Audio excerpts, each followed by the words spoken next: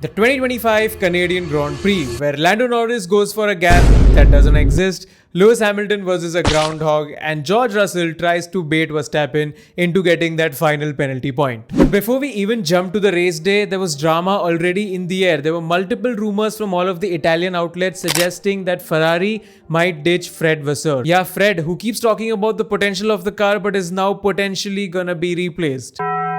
Classic Ferrari, because who even calls all of these shots? There is a massive regulation change coming up and you want to change the team principal at the end of the season? That doesn't sound right. But the good part is that both Hamilton and Leclerc strongly supported Fred, so I'm hoping that Ferrari is not gonna do the typical Ferrari thing once again. And with all of this pressure from the media, they desperately needed a good weekend. So they got one, right? Absolutely not. Leclerc had a nightmare in qualifying, so he was starting P8 and Lewis was starting P5. They went with a different strategy. Lewis was on the medium tires at the start, Leclerc was on the hard tires. I think Charles wanted to go plan C. Plan C was a one-stopper, but Ferrari being Ferrari didn't tell him and put him on plan B. P for blunder. So yeah, these typical Ferrari things were happening in the race, and then on top of that, on lap 13, Hamilton, who had decent enough pace and was hanging on to Piastri, ended up hitting a groundhog, and that created a hole in the floor, and then he was losing a couple of points of downforce and he was losing time, and then later on within the race he had a brake problem as well, because of which he had to do a lot of lift and coast. Even Leclerc was asked to do a lot of lift and coast. So at the end of the day,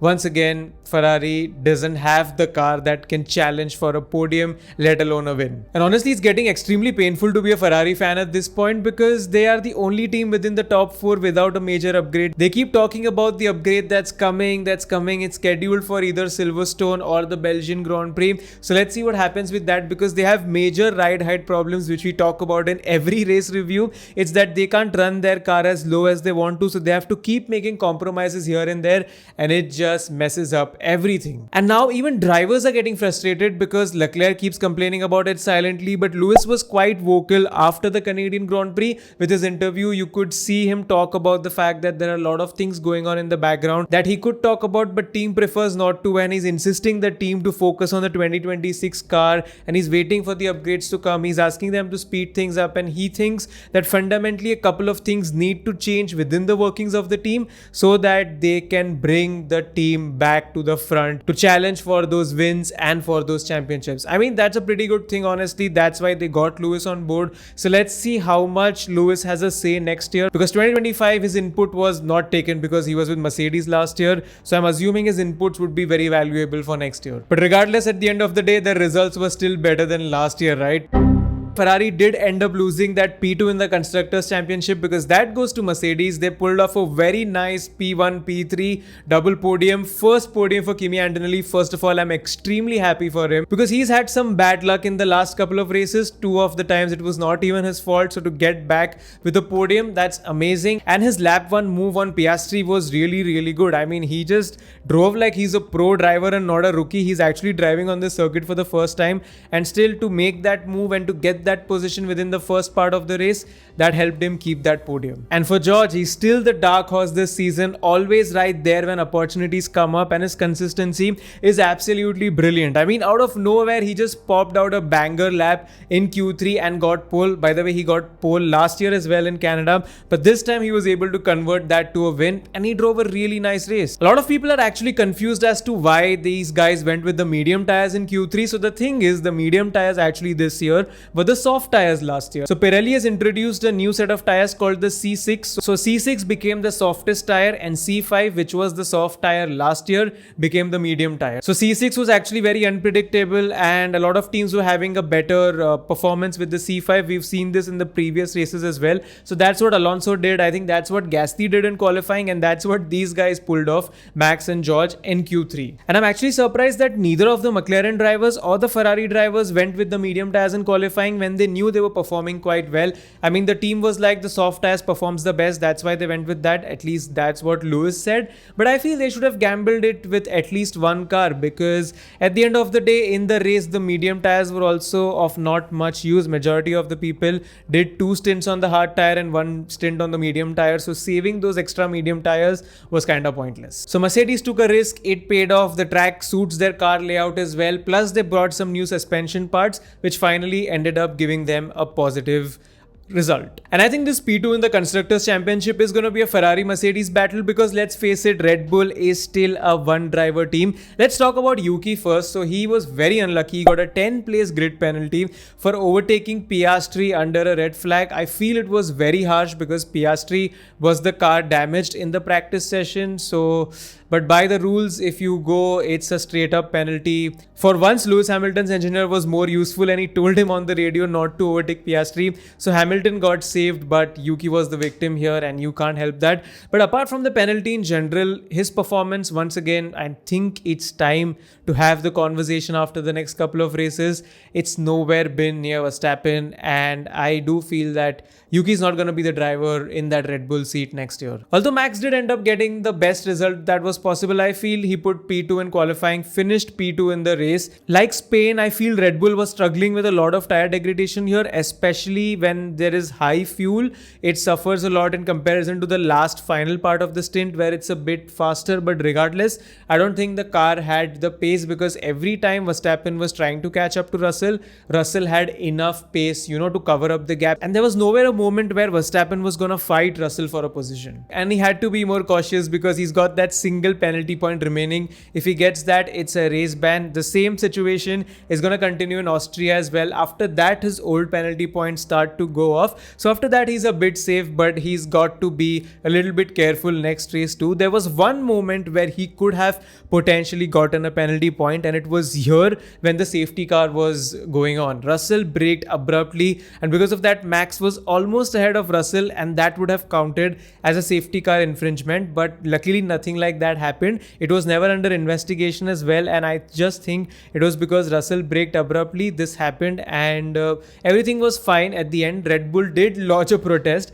against George for erratic driving, but nothing came out of it. And even Max was pretty chill post-race, and he didn't find anything sus with it. So whatever the media might write about Max versus George, both of these guys were pretty chill post-race, and it was quite a fun podium and a fun post-race interview. But now let's come to the most exciting part of the race, and it was this. Norris went full send into Oscar Piastri, his own teammate. We all expected this to happen because they're in a championship fight, but not like this. Honestly, this was quite lame because he just went for a gap that did not exist. But I know the reason why.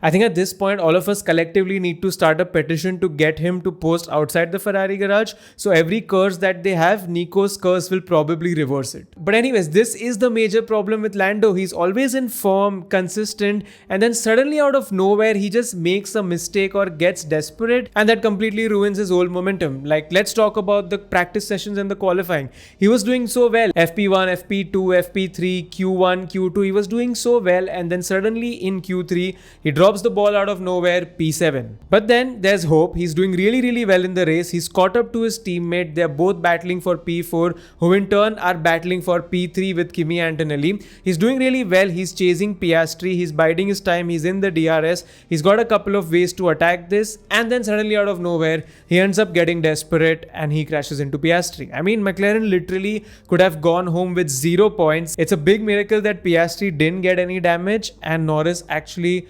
extended the lead to 22 points now in the championship battle. That's not how you win a championship. Let's hope he doesn't take it too hard on himself, because really, if he doesn't bounce back from here, that championship is literally a gift to Piastri. But credit where it's due, he immediately took up ownership, said sorry to the team, apologized on the radio, went to Piastri in the post-race conference, said sorry. So yeah, that's good sportsmanship. That's being a gentleman, and I just wish the best to both of the drivers. But McLaren pace suddenly not being there was a bit of a surprise to me, because they've had an upper hand to all of the other cars in terms of race, at least if not in quali.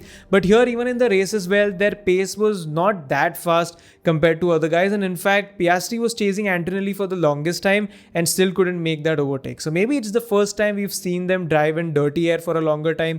That's why we are seeing this, or probably it was just a circuit specific thing or a setup issue. Maybe that's why. We'll have to see the next couple of races to see where they actually stand. And that's what I have to say about Williams as well, because first of all, for Carlos, I don't think we can jump to any conclusions. He did end up getting 1 point because Lando dropped down. He was P11, so bumped up to P10, so that's good for him. But his race was completely ruined in qualifying because he got impeded. He couldn't go out of Q1, and that's day over right there because he's not in a dominant car that he's going to make up last to first thing. He was in a Williams, and yeah, quite unlucky. And with Albon as well, first of all, he has been crying on the radio every single time in every race, and at this point it's getting a bit irritating. But he's been unlucky as well with the power unit problems. I don't know what suddenly gotten wrong with Mercedes power units this year. I hope they have good reliability for next year. Sauber is really surprising me though since the last race. They got P5 with Hülkenberg last time, and I told you in the last race review that they've gotten a couple of upgrades and they seem to work well here as well, because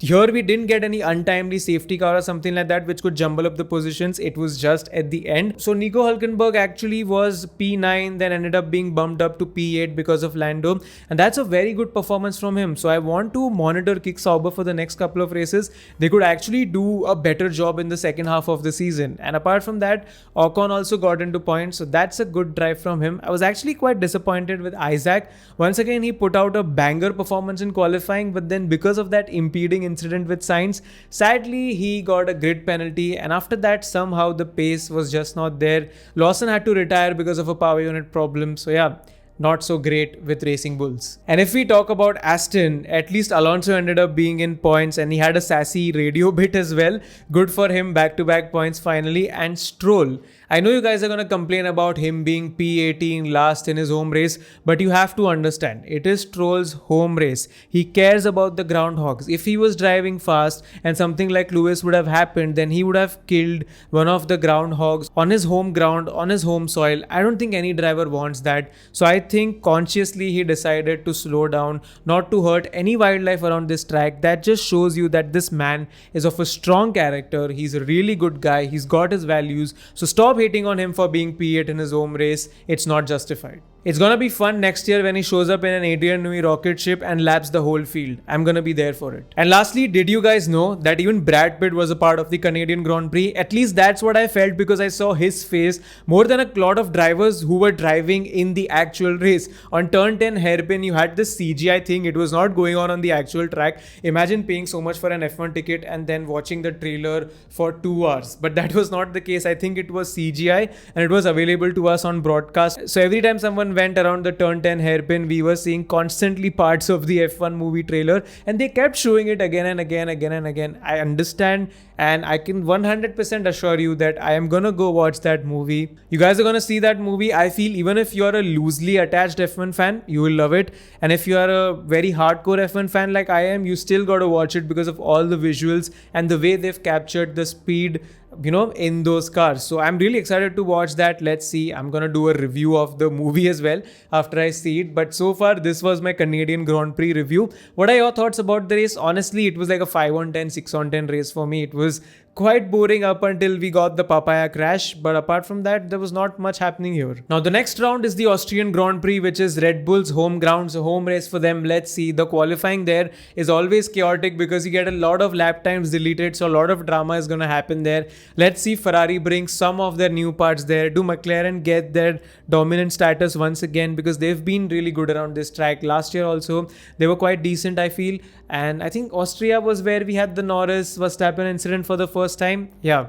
So I think they're going to be solid. It's going to be a fun race. I'll catch up with you guys after that. For now, let me know your thoughts about the race in the comments. Don't forget to subscribe if you're new here, and don't forget to follow me on Instagram @YourF1Guy for regular Formula 1 updates.